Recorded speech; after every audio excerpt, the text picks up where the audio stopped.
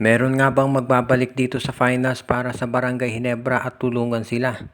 Iyan ngayon ang tanong ng karamihan dahil nga medyo dehado ang lagay nitong Barangay Hinebra, lalo na at natalo sila nung Game 1 dito sa TNT.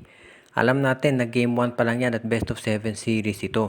Pero alam natin na ganyan din ang nangyari noong last time na nagkarap sila sa finals. Actually, 0-2 na Barangay Hinebra sa finals kontra RHJ at TNT Tropa.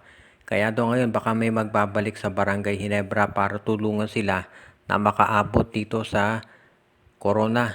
Ibig sabihin, ayon doon sa mga insiders, kukunin daw ulit ng Barangay Hinebra itong si Christian Stan Hardinger para maglaro at mabigyan sila ng advantage dito sa finals.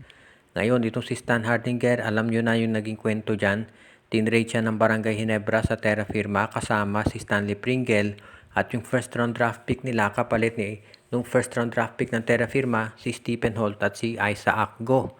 Pero ngayon daw gustong bawiin ng Barangay Hinebra itong si Christian Stan Hardinger dahil nakita na nila na kinakailangan nila ng isang inside presence para makontra yung mga layup at yung mga drive to the basket na ginagawa nitong si Rondae Hollis Jefferson. At ito na nga si Christian Stan Hardinger ang nakikita nila na magiging susi dyan. Para ito yung mangyari, kinakailangan ng Barangay Hinebra syempre ay gumawa ng trade at ang ibibigay daw nila dito sa Terra Firma Jeep kapalit ng rights ni Stan Hardinger ay itong si Ben Adamos. Kung sakasakali na matuloy nga yan, magugulat ang TNT rito at hindi nila akalain na itong si Christian Stan Hardinger pala ay babalik na dito sa Barangay Hinebra. Kung bumalik itong si Stan Hardinger, mahihirapan na talaga na sumabay dyan itong ibang mga teams ngayon dahil alam na natin ang kalibre at lakas nitong si Christian Stan Hardinger. Kaya swerte Hinebra. Samantala naman, ang isa pang team na naghahanda raw ngayon ay itong San Miguel Beer. Ayon dito sa mga insider sa kampo ni Coach Leo Austria, kinukuha na raw ng SMB itong si Arvin Tolentino para siyang maging additional na scorer nila. Dahil sa tingin daw ng management, itong si Arvin Tolentino magiging complement dito kay Junmar Fajardo. Alam naman natin na itong San Miguel kinakailangan nila ng mga 3-point scorer para makatulong dito kay Junmar. At yan na nga ang balak nila ngayon. Kunin itong si Tolentino. So for example, kung double team si Fajardo sa poste, meron sila na 3-point shooter na ready na maging scorer para sa kanila. Maging magandang tambalan itong si Arvin Tolentino at si Jeron Teng kung sakasakali. Kaya hindi na ako magugulat kung matuloy nga yan. Sa ngayon, itong San Miguel Beer daw bukod sa pagkuha kay Arvin Tolentino, itong si William Navarro naman ang kinukonsider nila na idagdag rin at baka si Mawala Tautua ang maging kapalit nito. Kung sakasakali, magandang center option niya si Navarro dahil sa height nito at yung athleticism niya. Pwede yung maging addition talaga dito sa San Miguel at walang nakapagdududa na magiging maganda yan para dito sa Beermen. Kaya ngayon, baka iintay na lamang daw ng SMB na matapos itong finals bago sila gumawa ng move kasama itong Northport Batangpier. Kasi depende sa magiging resulta ng finals, baka pati Hinebra ay gumawa din ng trade. Ang medyo nagiging problema na lang kasi itong Terra Firma Jeep, baka hindi payagan ng Star Horse na gumawa ng trade dahil ibebenta na nga.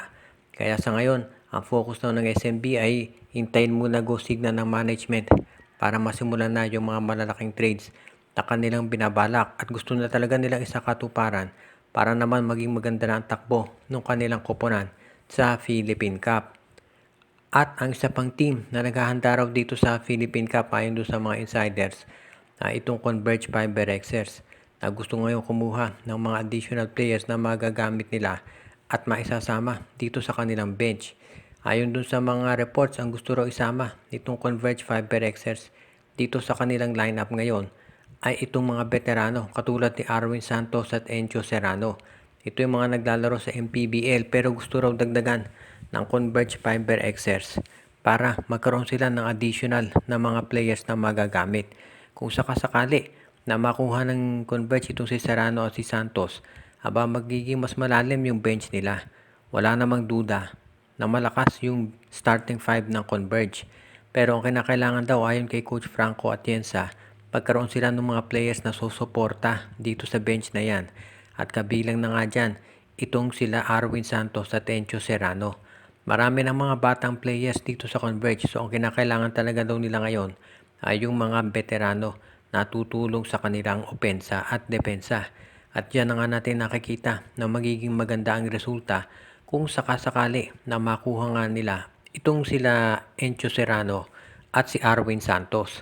Bukod dyan, alam natin na marami pang ibang mga free agents katulad si Jackson Corpus, kinuha na nga nila. At of course, alam natin na pwede rin itong sila Frankie Johnson, si Taylor Brown at iba pa na idadagdag dito sa lineup ng Converge Piper Xers.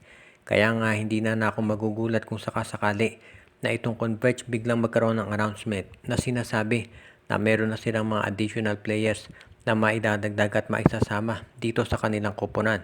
At alam naman natin na ang Converge, hindi yan nagbibiro pagdating dito sa pagpapalakas ng kanilang roster. Kaya nga maraming mga players ang gusto nang lumipat dito para makasama sila heading. At ang huli nating balita ngayon, ito raw Magnolia Chicken Templados ay kinakausap naman ngayon itong Phoenix Fuel Masters para makuha itong si Richie Rivero at ang magiging kapalit daw ay itong si Jeric Balanza. Straight up trade daw ang mangyayari dito kaya itong si Richie Rivero yan ang isasama ng Magnolia dito sa backcourt nila kasama ni Paul Lee, Mark Baroka at Jerome Lastimosa. Si Rivero kasi ay pwede maglaro ng point guard, pwede rin ng shooting guard. At yan daw ang gustong makita ni Coach Chito Victolero dito sa kanyang koponan ngayon. Kung sakasakali na matuloy ang trade, balance naman yan dahil si Jeric Balanza mahusay din yan na scorer. At po pwede talaga yan na mag-fit dito sa sistema ni Coach Jamaic Jarin ng Phoenix. Kaya wala tayong nakikitang problema sa pag-aaproba ng nasabing trade.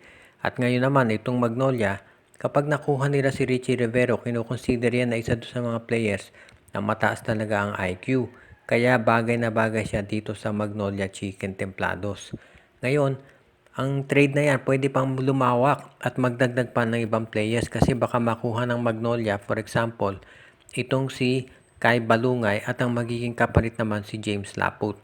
Inag-aaralan daw kasi ng management ngayon ng Magnolia yung iba't ibang options para mapalawak yung kanilang roster at madagdagan ng iba pang mga players na pwede nilang maisama at magamit para naman masiguro na yung kanilang lineup ay nando na sa upper level ng mga teams ngayon dito sa PBA. Hindi naman biro na lumaban dito sa mga conference na yan lalo na sa Philippine Cup pag walang import. Kaya nga ang gusto ng Magnolia ay makuha ito si Rivero para meron silang additional na scorer na magagamit. At iyan ngayon ang pinag-aaralang mabuti itong Magnolia Chicken Templados. Kaya asahan natin na magkakaroon ng announcement ang Magnolia tungkol dito sa trade na kung saan makukuha na nila si Richie Rivero at ang magiging kapalit naman ito ay itong si Jeric Balanza. At sigurado na i-approve agad yan ng PBA Trade Committee dahil itong trade naman na to ay balanse.